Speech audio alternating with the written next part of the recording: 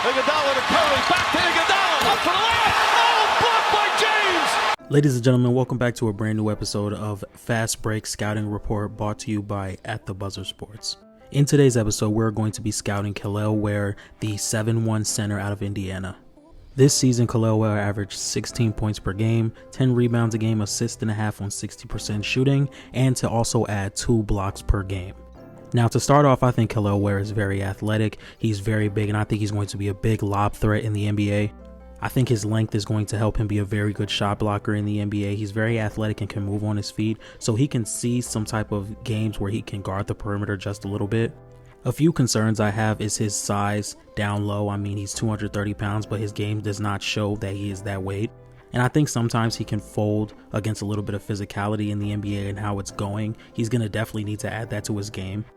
I think he does pretty decent with putting the ball on the floor. I have seen him be a decent playmaker in some games.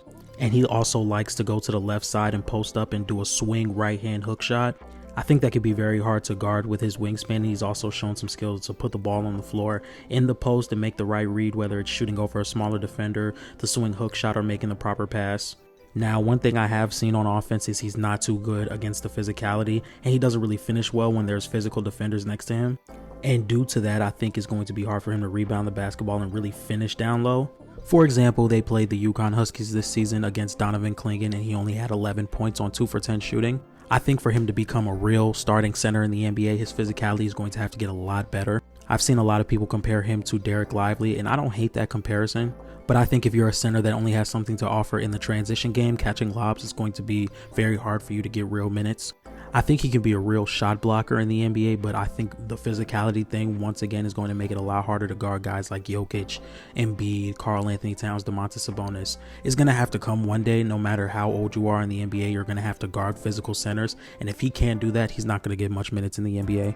Although I believe this is something he can work on, getting a little stronger down low, learning how to play against physicality. So I would say it's a concern, but it's not my biggest concern. I think he has the potential to be one of those guys that average the most blocks per season in the NBA. Just with his length and quickness, I think he can recover on a lot of dead possessions.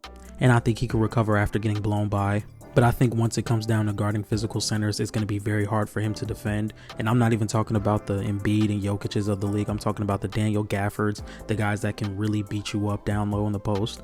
But I definitely think he can be an amazing help defender when someone's driving or if someone else on his team is getting posted up. But once again, there are a lot of slimmer centers in the NBA, young centers who have shown to be very good assets on teams. If we look at Chet Holmgren and Derek Lively to start out, these guys are very good defenders starting out in the NBA. So I would still deem him as a really good defender. If you guys like this type of content, make sure you like, comment, and subscribe. I think Kel'El Ware is still going to be a very good player. Let me know what you guys think I should do next, and I'm out. Peace.